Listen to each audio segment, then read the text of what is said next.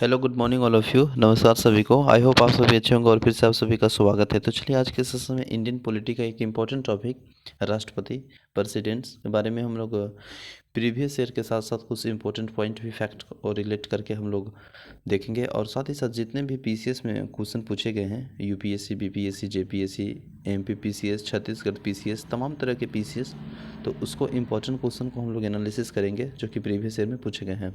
I hope session आपको अच्छा लगे तो प्लीज़ शेयर और लाइक करना ना भूलें। तो चलिए अगर हम लोग थोड़ा सा देखें आर्टिकल से जो कि आर्टिकल 52 में है भारत का एक राष्ट्रपति, तो हम लोग देख लेते हैं आर्टिकल। देखिए अगर हम लोग बात करेंगे आर्टिकल 52 में, तो 52 में है कि भारत का राष्ट्रपति के बारे में बताया है। 53 में देखेंगे आर्टिकल 53 में तो संघ की कार्यपालिका का शक्ति। 54 में अगर हम लोग बात करेंगे तो राष्ट्रपति का निर्वाचन मंडल। 55 में अगर हम लोग देखेंगे तो आर्टिकल 55 में बताया गया है कि राष्ट्रपति के निर्वाचन की रीति के बारे में है। और 56 में है राष्ट्रपति का पदावधि। इसके बाद 57 आर्टिकल में है पुनर्विचार के लिए पात्रता के बारे में बताया गया है। इसके बाद फिर आर्टिकल 58 में है। 58 में बात करेंगे तो राष्ट्रपति का निर्वाचन होने के लिए अहर्ता के बारे में बताया गया है। अहर्ता कितनी होनी चाहिए राष्ट्रपति को। इसके बाद फिर बताया गया है 59 में राष्ट्रपति के पद के लिए शर्तें। और 60 यानी 60 में देखेंगे तो राष्ट्रपति द्वारा जो शपथ या प्रतिज्ञान के बारे में बताया गया है यानी ओथ। 61 में राष्ट्रपति के महाभियोग चलाने की प्रक्रिया। 62 में देखेंगे तो 62 में राष्ट्रपति के पद के रिक्त होने की स्थिति में भरने के लिए निर्वाचन करने का समय और आकस्मिक रिक्त भरने के लिए निर्वाचित व्यक्ति की पदावधि के बारे में है। और 72 में आप सभी जानते हैं क्षमादान, ठीक है, जो कि कुछ मामलों में दंडादेश के अनुसार जैसे निलंबन हो गया, परिहार हो गया, लघुकरण राष्ट्रपति की शक्ति के ही पास होती है। इसके बाद 73 में संघ की कार्यपालिका की शक्ति का विस्तार के बारे में है।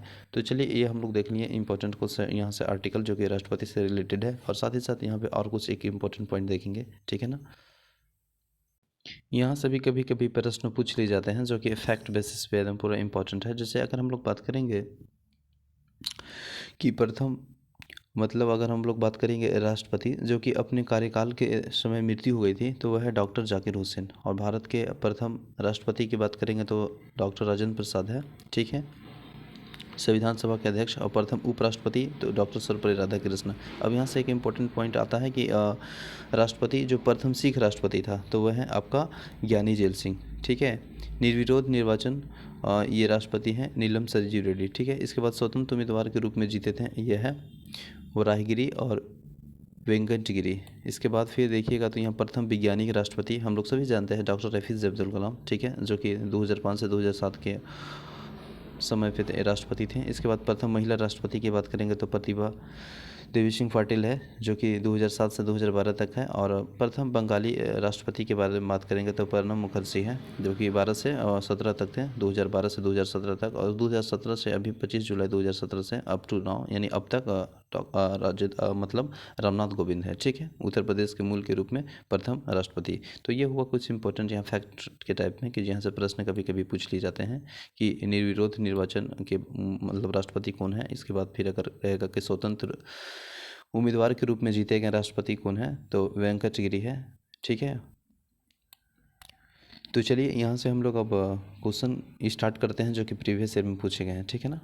कुछ नोट्स हम लोग देख लेते हैं कि भारत का राष्ट्रपति देश के प्रथम नागरिक होता है और आर्टिकल 52 में अनुसार भारत का एक राष्ट्रपति होगा, ये बारे में बताया गया है। 53 के तहत संघ और समस्त कार्यपालिका शक्ति राष्ट्रपति भी निहित होती है। इस शक्ति का प्रयोग वह संविधान के अनुसार स्वयं या अपने अधीनस्थ अधिकारियों के द्वारा करेगा। और 54 में देखेंगे आर्टिकल 54 में तो बताया गया है कि राष्ट्रपति का निर्वाचन और निर्वाचन मंडल द्वारा किया जाएगा, ठीक है। राष्ट्रपति के निर्वाचन मंडल में सदस्य के दोनों सदन यानी राज्यसभा और लोकसभा का निर्वाचन सदस्य और राज्य विधानसभाओं में निर्वाचित सदस्य शामिल होते हैं। और 17वें संविधान संशोधन 1992 में, ठीक है, दिल्ली और पुडुचेरी विधानसभाओं में निर्वाचन सदस्यों का निर्वाचक मंडल में शामिल किया गया है। और राष्ट्रपति का निर्वाचन मंडल जम्मू कश्मीर संघ राज्य क्षेत्र के विधान सभा के निर्वाचन सदस्यों में अभी शामिल नहीं किया गया है। हालांकि जम्मू कश्मीर और देखेंगे तो वहाँ का राज्य के रूप में उसकी विधानसभा और निर्वाचन सदस्य निर्वाचक मंडल में शामिल थे। राष्ट्रपति के चुनाव में मनोनीत सदस्य विधान परिषद के सदस्य भाग नहीं लेते हैं। राष्ट्रपति का चुनाव अनुपातिक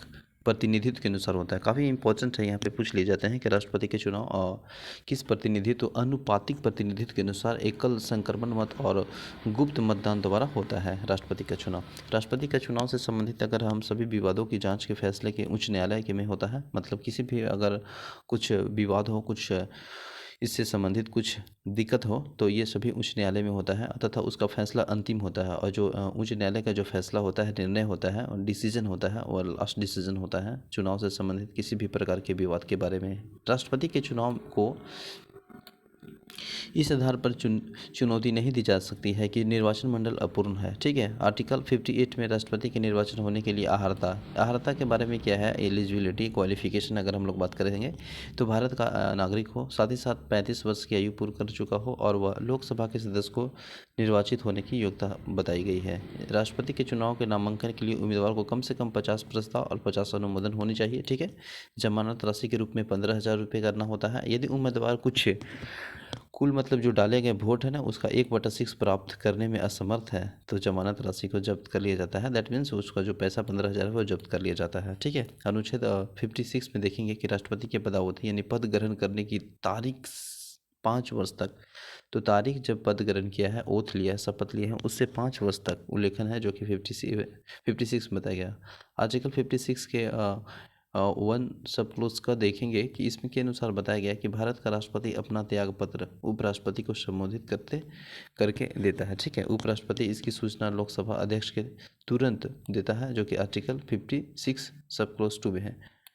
इसके बाद फिर देखेंगे जो कि भारत के संविधान के अनुच्छेद अगर देखेंगे तो 57 में राष्ट्रपति के पद के लिए किसी भी व्यक्ति को पुनर्निर्वाचन की पात्रता का निर्धारण करता है।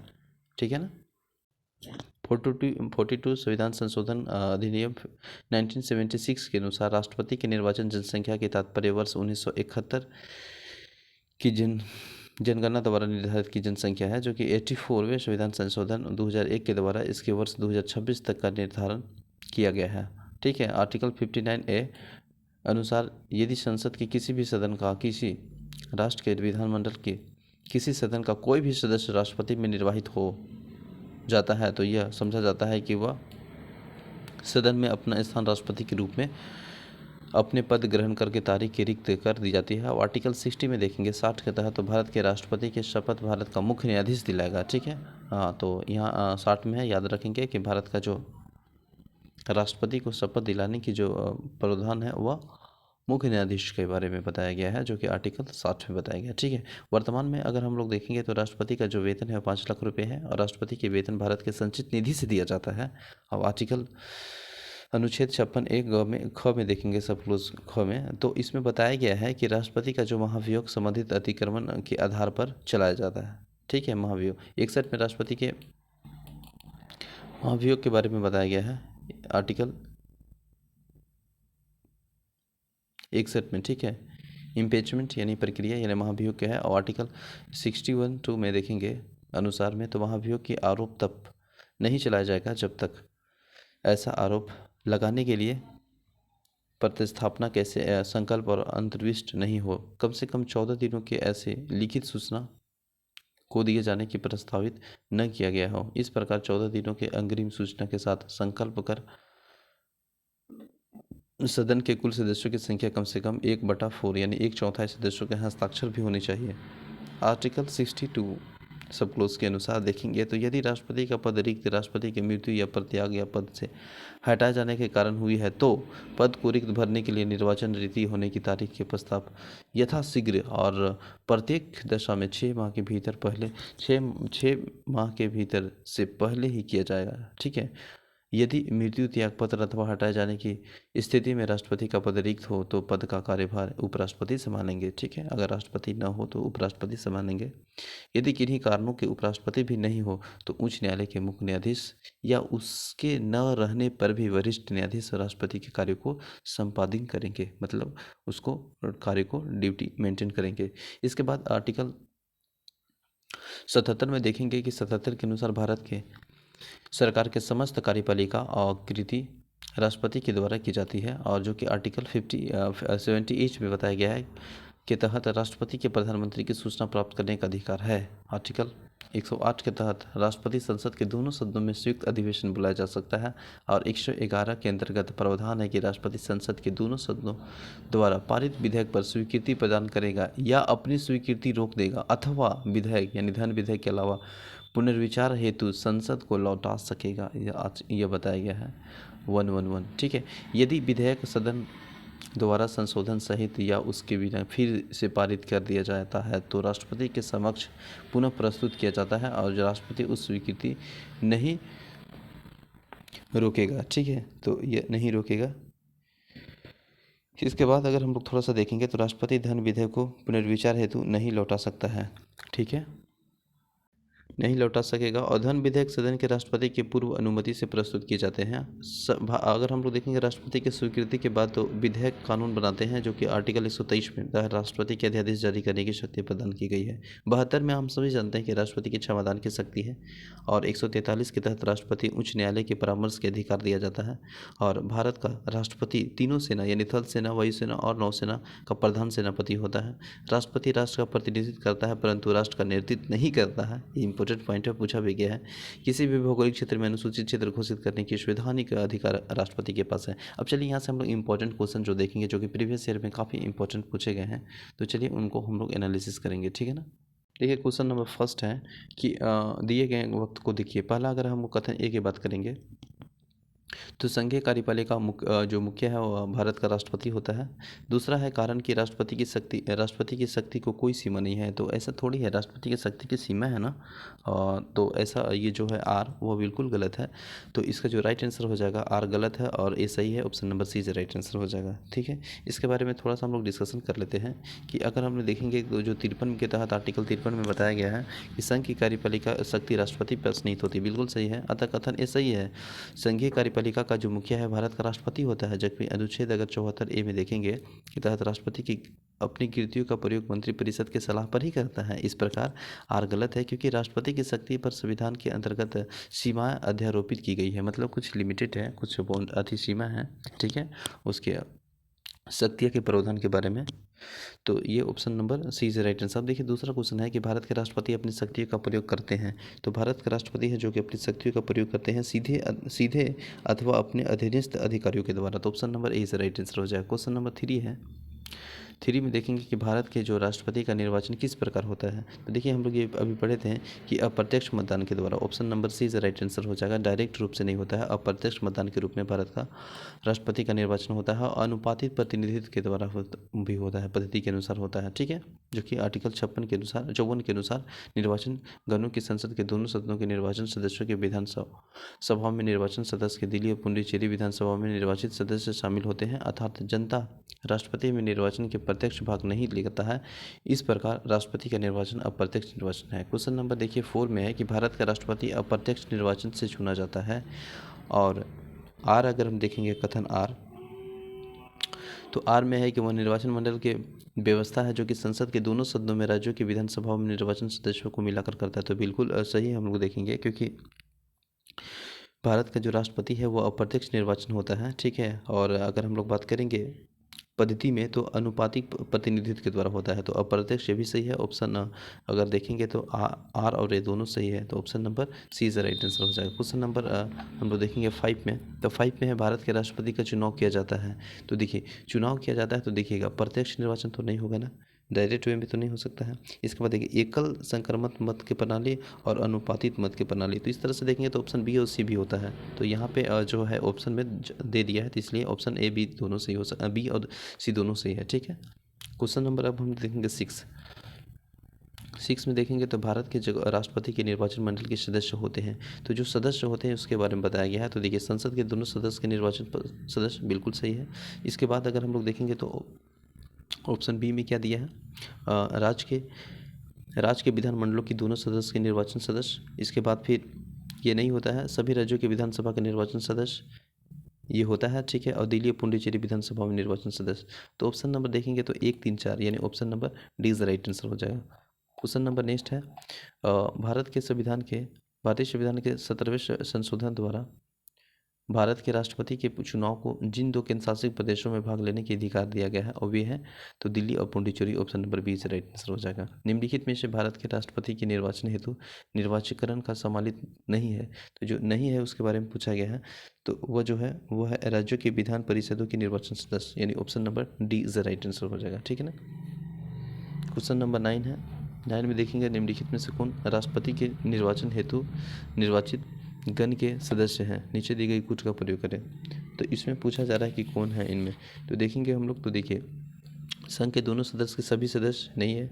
इसके बाद राज्य विधानसभाओं के सभी निर्वाचन सदस्य ये है, और इसके बाद फिर देखेंगे तो संघ राज्य के दोनों विधानसभाओं के सभी नागरिक सभी निर्वाचित सदस्य, बिल्कुल, यानी ऑप्शन नंबर 2 और 3, यानी C is the right answer है। ठीक है ना, B is the right answer है 2 और 3। क्वेश्चन नंबर नेक्स्ट है। भारत के राष्ट्रपति के चुनाव के लिए चुनाव मंडल के सदस्य होते हैं, तो चुनाव मंडल के जो सदस्य होते हैं वह होते हैं लोकसभा के चुने गए सदस्य और राज्य विधानसभा में चुने गए सदस्य और साथ ही साथ राज्य विधानसभा के चुने गए सदस्य। तो option number D is the right answer हो जाएगा। नेक्स्ट है क्वेश्चन नंबर 11 में भारत के राष्ट्रपति चुने जाते हैं, तो भारत के राष्ट्रपति जो चुने जाते हैं वह राज्यसभा, लोकसभा और राज्य के विधानसभाओं के निर्वाचन सदस्यों द्वारा। Option number D is the right answer. Bharat का राष्ट्रपति चुना जाता है, तो भारत का राष्ट्रपति चुना जाता है, तो इसमें देखिएगा तो ऑप्शन के अनुसार यहाँ पे ईरर पॉइंट बताया गया। ठीक है ना, क्योंकि लोकसभा भी है, यहाँ संसद के सदस्य है, संसद और राज्य विधानसभाओं के सदस्य भी हैं, तो इस तरह से देखेंगे तो ऑप्शन ईरर है। क्वेश्चन नंबर अगर नेक्स्ट हम लोग बात करेंगे 13 नंबर प्रश्न। 13 नंबर प्रश्न में हम लोग देखेंगे कि निम्नलिखित में से राष्ट्रपति के चुनाव का प्रक्रम के लिए सही नहीं है, तो सही नहीं है ये पूछा गया है, तो option number D is the right answer है। निर्वाचन मंडल के अपूर्ण होने के आधार पर राष्ट्रपति के जो चुनाव है वह स्थगित की जाती है, तो option number D is the right answer हो जाएगा। क्वेश्चन नंबर देखिएगा 14 में है कि भारत के राष्ट्रपति उम्मीदवार में प्रस्ताव का अनुसमर्थन किया जाना चाहिए क्रम से, तो यहाँ पे भी ऑप्शन थोड़ा सा इरर है। ठीक है ना। क्वेश्चन नंबर नेक्स्ट अगर हम लोग बात करेंगे, देखिए यहाँ पे 17 में राष्ट्रपति के निर्वाचन के रूप में जो कि मुख्यमंत्री मतदान करने के लिए पात्र नहीं होता है, तो पात्र नहीं होता है ये पूछा गया है, तो ऑप्शन नंबर सी है, वह राज्य के विधानमंडल के उच्च सदन का सदस्य हो तो ये पात्र नहीं होता है, तो सी से राइट आंसर हो जाएगा। देखिए ये क्वेश्चन यहाँ पे छूट गया, तो इसमें क्या है ना कि ये पूछा गया था आपका क्वेश्चन नंबर 15, ये है इसका जो मतलब निर्वाचन मंडल है उसका, तो ये फार्मूला टाइप में है कि एक निर्वाचन सदस्य के मत का मूल्य होता है, तो सभी निर्वाचन मंडल विधान सभा सदस्यों की मतों का कुल भाग और बटा में निर्वाचन सदस्य के सदस्यों की कुल संख्या। ठीक है। अब क्वेश्चन नंबर 18 देखेंगे, यानी 18 नंबर प्रश्न। 18 नंबर प्रश्न में है कि देखिए भारत के राष्ट्रपति के चुनाव के राज्य के विधानसभा के प्रत्येक निर्वाचन सदस्यों की वीटो की संख्या जब उस समय की जनसंख्या के विधानसभा के कुछ निर्वाचन सदस्य संख्या द्वारा विभाजित कर प्राप्त भागफल के 1000 के गुणकों के बराबर होती है, तो वर्तमान स्थिति में 1997 जनसंख्या के तात्पर्य किस वर्ष के जनसंख्या के यथा अभिभव जनसंख्या से है, तो 1971। ठीक है, यह काफ़ी बहुत प्रीवियस है और बहुत ही पुराना क्वेश्चन है। ठीक है। अब देखिए क्वेश्चन नंबर यहाँ पे देखिएगा, राष्ट्रपति के उम्मीदवार को क्या आवश्यक नहीं है, तो देखिए आवश्यक नहीं पूछा गया है। 35 वर्ष तो आवश्यक है। ठीक है। पढ़ा लिखा आवश्यक, ये बारे में तो नहीं बताया गया कि वो पढ़ा लिखा है। आहारता के बारे में देखे थे तो 35 वर्ष आयु होना चाहिए, भारत का नागरिक होना चाहिए। ठीक है, और संसद में चुने गए योग्यता भी रखता हो, तो इस तरह से देखेंगे तो option number B is the right answer है, क्योंकि पढ़ा लिखा होने की कोई बात नहीं की गई है आहारता में। ठीक है ना। क्वेश्चन नंबर 20 है कि देखिए यहाँ पे दिया है कि भारतीय राष्ट्रपति विषय के बारे में विचार कीजिए, तो वह भारत के जनता नागरिक होना चाहिए, तो बिल्कुल हम लोग आहारता में पढ़े हैं। तो देखिए क्या पूछ रहा है कि उसे भारत की जनता नागरिक होना चाहिए। दूसरा क्या है कि उसे 35 वर्ष की उम्र पूरी कर लेनी चाहिए, तो 35 वर्ष की उम्र पूरी कर लेनी चाहिए। भारत का नागरिक हो के बारे में बताया गया है। ठीक है। और इस तरह से देखेंगे तो ऑप्शन नंबर ए इस राइट नहीं हो जाएगा, बी सही है, क्योंकि 35 वर्ष आयु होनी चाहिए ये बताया गया है। उसे संसद के सदस्य निर्वाचन होने की योग्यता रखनी चाहिए। तो देखिए लोकसभा का सदस्य निर्वाचन होने की योग्यता के बारे में बताया गया, तो option number B is right answer हो जाएगा। ठीक है ना। देखिए आहारता बारे में 58 में आर्टिकल में दिया गया कि भारत का नागरिक हो, 35 वर्ष की आयु पूरा कर चुका हो और लोकसभा के सदस्य निर्वाचन होने की योग्यता रखता हो, तो option number B is right answer हो जाएगा। क्वेश्चन नंबर 21 में देखिए एक संसद अथवा विधानसभा का जो सदस्य है वह राष्ट्रपति के निर्वाचन हो सकता है, परंतु राष्ट्रपति का निर्वाचन हो सकता है, परंतु अगर हम लोग देखेंगे तो इसमें ऑप्शन नंबर सी है कि निर्वाचन होने से तुरंत उपरांत अपनी सदस्य छोड़नी होगी, ठीक है, अपनी सदस्य छोड़नी होगी, यानी option number C is right answer है। नेक्स्ट क्वेश्चन नंबर 22 में है कि भारतीय संविधान का कौन सा अनुच्छेद राष्ट्रपति के पद के लिए पुनः निर्वाचन की योग्यता के बारे में बताया गया है? तो 57 option number D is right answer है। अगर भारत के राष्ट्रपति चुनाव में कोई विवाद हो तो उसे भी सौंपा जाता है, तो कौन? भारत के सर्वोच्च न्यायालय, जिसका अंतिम निर्णय होता है। 71 में इसका विवरण दिया गया, सर्वोच्च न्यायालय सौंपा जाएगा, और सर्वोच्च न्यायालय का जो द्वारा किया गया विनिश्चित अंतिम होगा, ठीक है, इसका जो निर्णय होगा। क्वेश्चन नंबर नेक्स्ट अगर हम लोग देखेंगे, राष्ट्रपति 5 वर्ष तक अपने पद पर रहता है। अपने पद पर रहता है कब तक? जब ग्रहण के दिन से, मतलब अपना ओथ अपना पद के ग्रहण के दिन से रहता है, जो कि 57 में बताया गया है। भारत के राष्ट्रपति अपना त्याग पत्र किसको संबोधित करते हैं? तो देखिए, त्याग पत्र उपराष्ट्रपति को संबोधित करते हैं, ठीक है ना, उपराष्ट्रपति को सूचना दी जाती है, उसी को अपना त्याग पत्र संबोधित करते हैं। भारत का राष्ट्रपति अपना त्यागपत्र किसको सौंपते हैं? तो भारत के उपराष्ट्रपति को, ठीक है। भारत के राष्ट्रपति अपने त्यागपत्र किससे थी, तो वो संसद द्वारा, मतलब हटाया जा सकता है, ठीक है ना, पद को हटाया जाता है तो संसद द्वारा। Option number C D is right answer. Next है, भारतीय संविधान के किस अनुच्छेद के तहत राष्ट्रपति पर महाभियोग किया जाता है? तो महाभियोग का जो प्रक्रिया है वह देखेंगे तो 61, यानी option number D is right answer है, ठीक है ना। क्वेश्चन नंबर नेक्स्ट अगर देखेंगे तो क्वेश्चन नंबर नेक्स्ट है, देखिए 29 में है कि भारत के राष्ट्रपति के महाभियोग द्वारा हटाने की प्रक्रिया है निम्नलिखित में से किस आर्टिकल में है? तो वह है 61, यानी 61 में है। भारत के राष्ट्रपति के जो कि कार्य अवधि के समाप्त से पूर्व भी पद से हटाया जा सकता है, तो पद से हटाया जा सकता है महाभियोग के द्वारा, ठीक है, महाभियोग के द्वारा हटाया जा सकता है। राष्ट्रपति पर महाभियोग आरोप संसद के किस सदन द्वारा लगाया जा सकता है? तो देखिए, यह संसद के किसी भी सदन द्वारा लगाया जा सकता है। 61 में बताया गया है, अनुच्छेद 61 के सब क्लोज के अनुसार कि राष्ट्रपति पर महाभियोग के आरोप संसद के कोई भी सदन में लगाया जा सकता है, ठीक है। इसके बाद फिर देखेंगे हम लोग, नेक्स्ट है क्वेश्चन नंबर 32 में है कि भारतीय संविधान के निम्नलिखित अनुच्छेदों में से कौन सा भारत के राष्ट्रपति को महाभियोग से संबंधित है? तो यह 61 है, यानी 61 article. Option number C is right answer हो जाएगा। नेक्स्ट क्वेश्चन नंबर 33 है, भारत निम्न में से भारत के राष्ट्रपति पर महाभियोग लगाने का अधिकार किसे है? तो अधिकार संसद के दोनों सदन को है। संविधान के उल्लंघन के आधार पर राष्ट्रपति के विरुद्ध किसके द्वारा महाभियोग लगाया जा सकता है? तो वह संसद के दोनों सदन द्वारा लगाया जा सकता है, ठीक है। भारत के राष्ट्रपति पर महाभियोग लगाने के लिए कम से कम कितने दिन पूर्व सूचना दी जाती है? तो 14 दिन पूर्व सूचना दी जाती है, ठीक है। इसके बाद देखेंगे निम्नलिखित में से कौन सा भारत के राष्ट्रपति का निर्वाचन का हो गया हो परंतु उसके महाभियोग अधिकरण का भाग नहीं है? तो वह है राज्यों की विधानसभाएं। Option number D is right answer हो जाएगा। नेक्स्ट क्वेश्चन नंबर यहाँ पे हम लोग देखेंगे, भारत के राष्ट्रपति पर महाभियोग की प्रक्रिया है तो अर्ध न्यायिक प्रक्रिया है। राष्ट्रपति के रिक्त स्थान पर ली जा सकती है, तो वह 6 माह तक, ठीक है। रिक्त के बारे में बात किया गया है। इसके बाद देखिएगा, पदासीन राष्ट्रपति के पदासीन के समाप्ति से भिन्न किसी भी कारण से उत्पन्न होने वाली जो रिक्त की दशा में रिक्ति जो भरने के लिए निर्वाचन अवश्य हो जाना चाहिए, तो अवश्य हो जाना चाहिए यह बताया गया है। तो अवश्य हो जाना चाहिए कब? जब अगर हम लोग देखेंगे तो वह रीति होने से तिथि से 6 माह के भीतर। Option number A is right answer हो जाएगा, ठीक है। भारत के राष्ट्रपति की मृत्यु पद त्याग तथा हटाए जाने की पद को हुई रिक्त के भरने की समय क्या है? तो वह समय है 6 माह। 6 माह, option number D is right answer हो जाएगा। नेक्स्ट क्वेश्चन नंबर 41 में देखिएगा, जब राष्ट्रपति की मृत्यु त्याग पत्र या अन्य किसी भी कारण से कर्तव्य नहीं निभा सकता है तो उपराष्ट्रपति कितने समय तक राष्ट्रपति के रूप में कार्य कर सकता है? देखिए 6 माह के बारे में option number D is right answer है। देखिए, यदि मृत्यु त्याग पत्र तो हटाए जाने की तिथि से भारत के राष्ट्रपति का पद रिक्त हो जाए तो उस पद को कार्यभार कौन संभालेगा? तो बिल्कुल सही है, उपराष्ट्रपति ही संभालेंगे ना।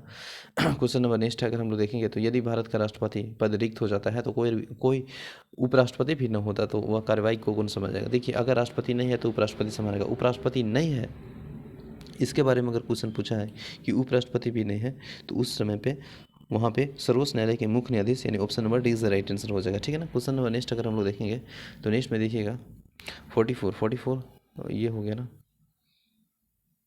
44 देखिए, यदि राष्ट्रपति या उपराष्ट्रपति का पद खाली हो सकता तो भारत का राष्ट्रपति कौन करेगा? तो ये देखिएगा, भारत के मुख्य न्यायाधीश। यदि राष्ट्रपति या उपराष्ट्रपति का पद की समय बिंदु पर खाली होती है तो भारत का पद अस्थायी तौर पर निर्वाचन अधिकार करेगा। तो वह जो निर्वाचन अधिकार के देखिएगा तो उस समय पे सर्वोच्च न्यायालय के मुख्य न्यायाधीश संभालेंगे, ठीक है। भारत का कार्यपालिका दे इन एक्सक्लूटिव हेड कौन होता है? तो वो होता है राष्ट्रपति होता है, ठीक ना। क्वेश्चन नंबर नेक्स्ट है 47 में देखिएगा, तो संविधान के निम्नलिखित अनुच्छेदों में किस एक के अंतर्गत संघ की कार्यपालिका शक्ति राष्ट्रपति में निहित है? तो वह 53 आर्टिकल 53 के तहत भारत के संविधान के समस्त कार्यपालिका शक्ति निहित होती है। तो जो समस्त कार्यपालिका शक्ति निहित होती है वो राष्ट्रपति में होती है। Option number C is right answer है। नेक्स्ट है क्वेश्चन नंबर 49, भारतीय संविधान के केंद्रीय सरकार के अधिशासी शक्तियों में किसकी निहित किया जाता है? तो ये भारत के राष्ट्रपति के द्वारा, ठीक है। क्वेश्चन नंबर नेक्स्ट है, संघ की कार्यपालिका शक्तियाँ भारत के राष्ट्रपति के निहित है। अब आर कारण देखेंगे तो राष्ट्रपति मतलब कार्यपालिका शक्ति सरकार के व्यवसाय चलाने से संबंधित है।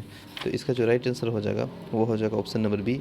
ए और आर दोनों सत्य है किंतु आर सही स्पष्टीकरण नहीं है, ठीक है। तो question number B is right. Question number 50 का option number B is right answer हो जाएगा। 50 नंबर 1 देखिएगा, निम्नलिखित कथनों पर विचार करना है कि संघ की कार्यपालिका का शक्ति प्रधानमंत्री में निहित है,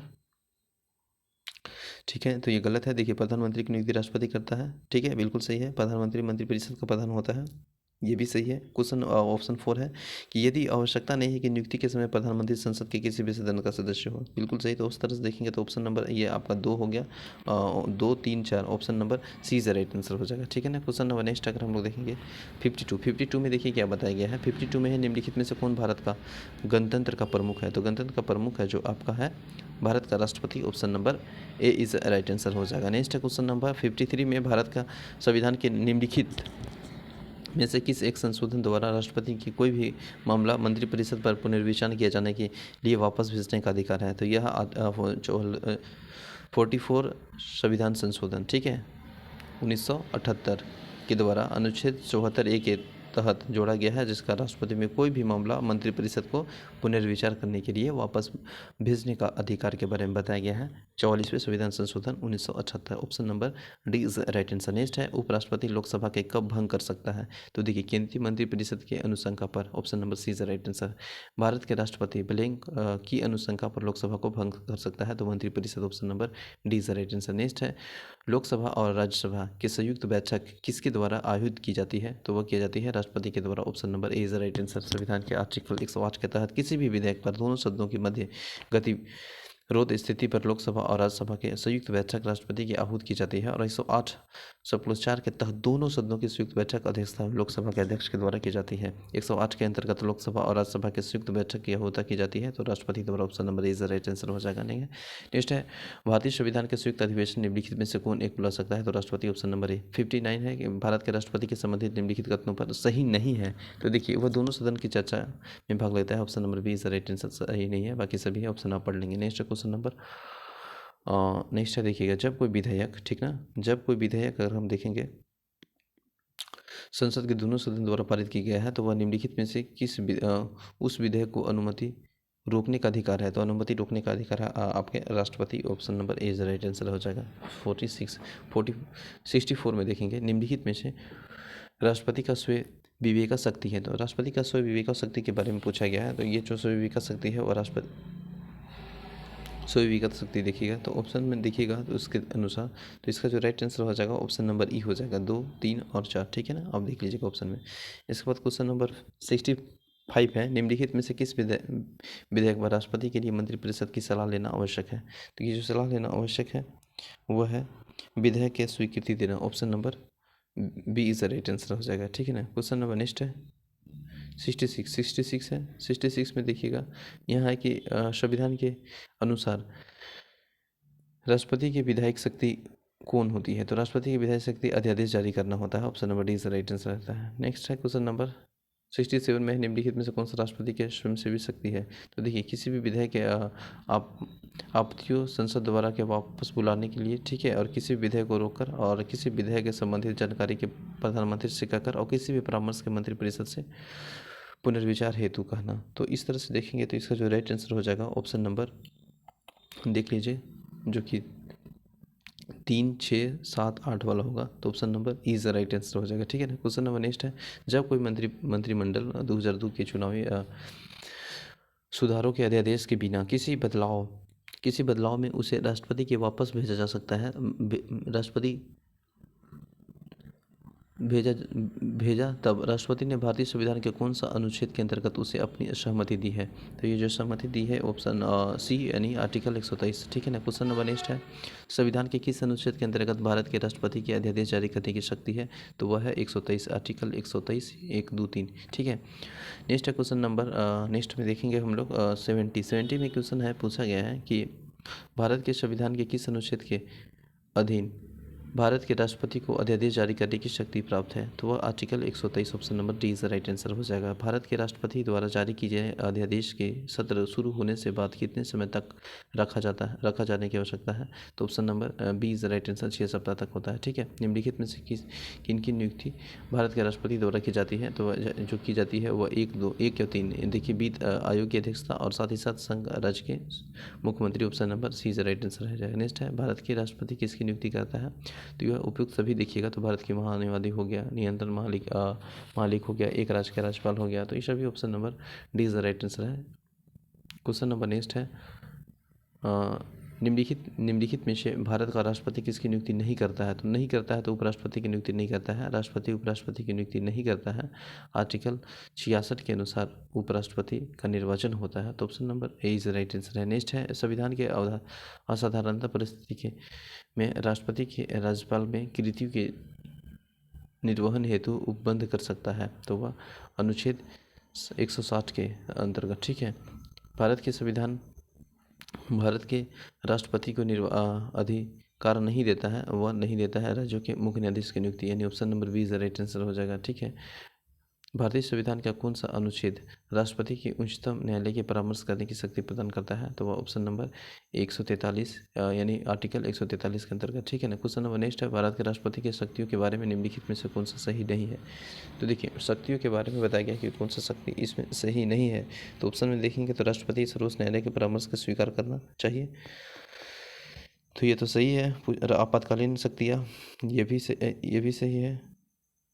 सही नहीं है, तो देखिए सही नहीं है ना, वह राष्ट्रपति के सर्वोच्च न्यायालय के परामर्श का स्वीकार करना चाहिए, यह सही नहीं है। बाकी ये आपातकालीन की शक्ति क्या है, राज्यों के राष्ट्रपति शासन को आगे बढ़ाने की शक्ति भी है, तो option number A is right answer हो जाएगा। देखिए ऑप्शन नंबर बी में भी यहाँ पे दिया है कि राज्यों के राष्ट्रपति शासन के आगे बढ़ाने की शक्ति है।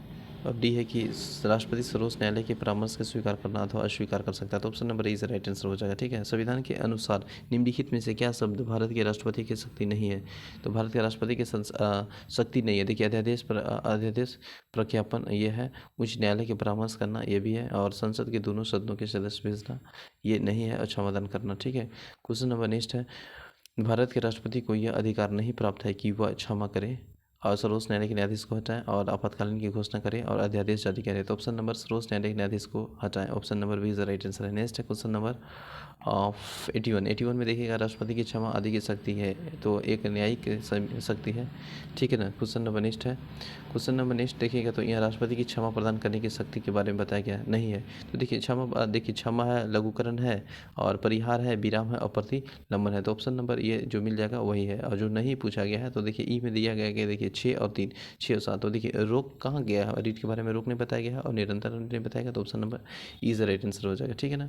72 के तहत राष्ट्रपति के अपराध के लिए दोषी ठहराया जाता है तो वह व्यक्ति के दंड की क्षमा या उसका प्रतिलंबन, विराम, ये सभी बताया कि नहीं 5 गो है, लेकिन ये आपका जो 2 दिया है ना, और रोक और निरंतर ये नहीं है, तो option number E is right answer हो जाएगा। निम्नलिखित में से किस प्रकार के प्राधिकार भारत के राष्ट्रपति से प्राप्त होती है? तो ये जो प्राप्त होती है भारत के राष्ट्रपति से,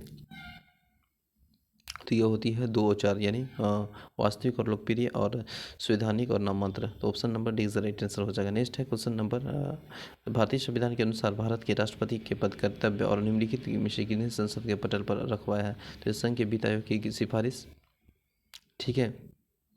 इसके बाद संघ के वित्त आयोग की सिफारिश हो गया, इसके बाद फिर देखेंगे तो फिर है आपका लोक लेखा समिति के प्रतिवेदन, नियंत्रण महालेखन के परीक्षण और राष्ट्रपति अनुसूचित जाति आयोग के प्रतिवेदन, तो इसके बारे में देखेंगे यहाँ ऑप्शन में कौन सही है, ऑप्शन नंबर सी यानी 1 3 4 सही है, ठीक है ना।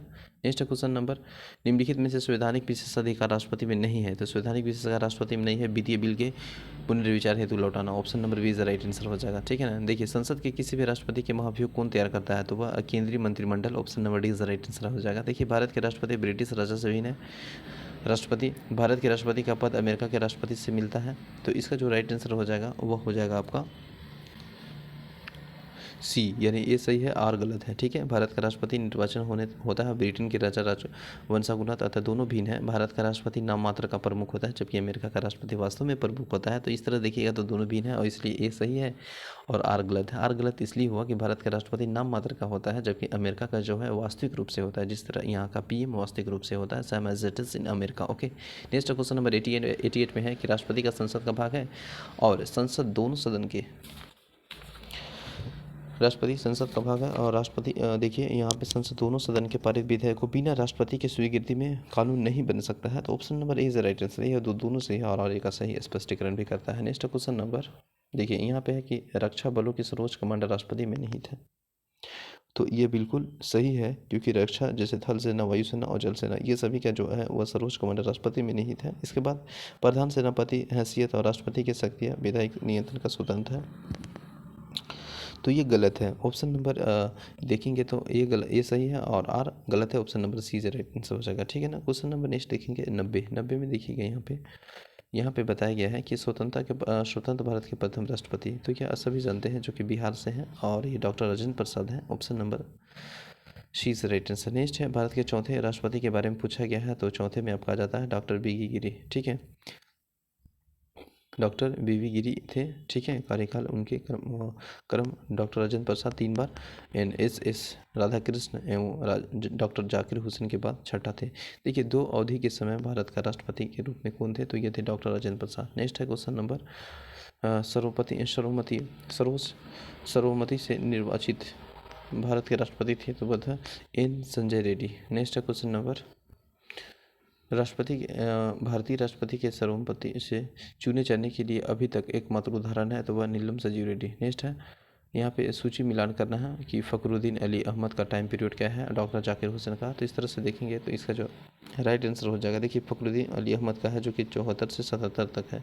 तो यहाँ ऑप्शन नंबर ए का 2 हो जाएगा, ए का 2 यहाँ हो जाएगा। इसके बाद फिर देखेंगे तो एन सजीव रेड्डी के अगर हम लोग देखेंगे तो 1977 से 1982 तक है। तो 77 से 82 यानी ऑप्शन नंबर इसका बी का 3 हो जाएगा। ठीक है, अब इसका है ये मिला गिरी का देखेंगे, और बीबी गिरी का तो 74 है, यानी 69 से 74 तक है।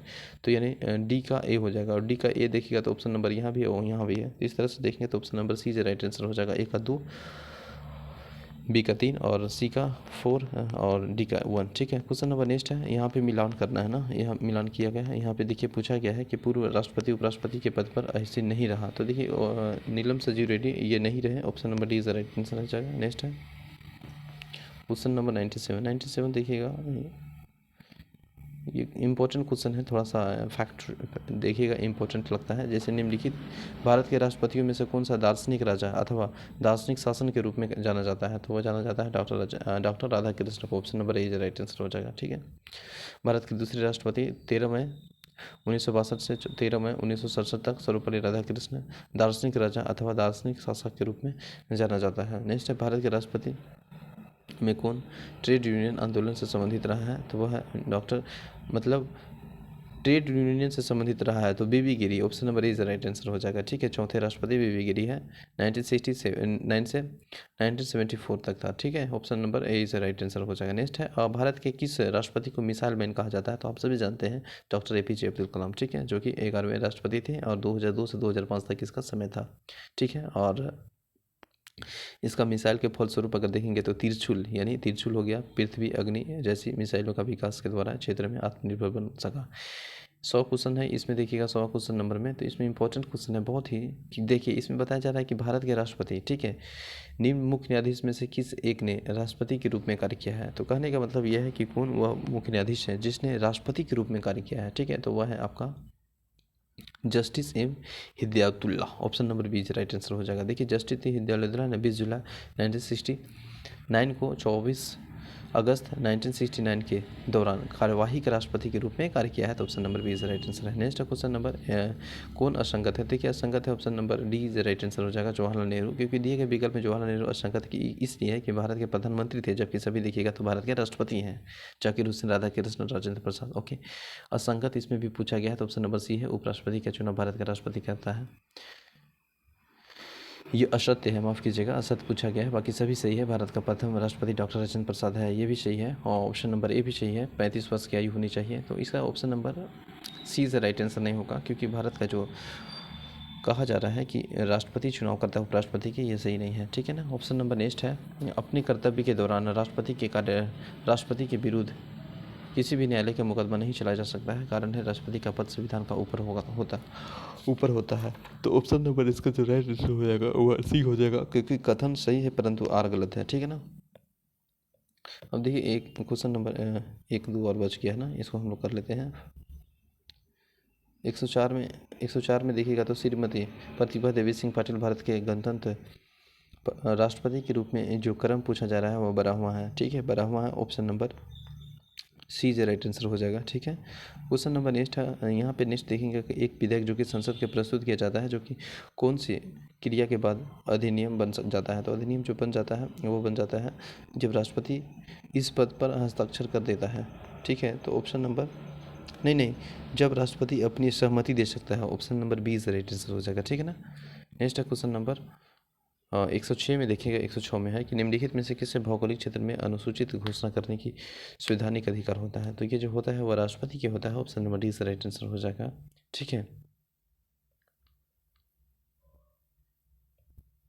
वह राष्ट्र का प्रतिनिधित्व करता है परंतु राष्ट्र का नेतृत्व नहीं करता है। यह जो कथन है ये लागू किस पे होता है, तो राष्ट्रपति पे होता है। ऑप्शन नंबर बी इससे राइट आंसर हो जाएगा। देखिए, भारत के पूर्व राष्ट्रपति में निम्नलिखित में से कौन बिहार का राज्यपाल रह चुके हैं, तो doctor Zakir Hussain. Option number C से राइट आंसर हो जाएगा। ठीक है।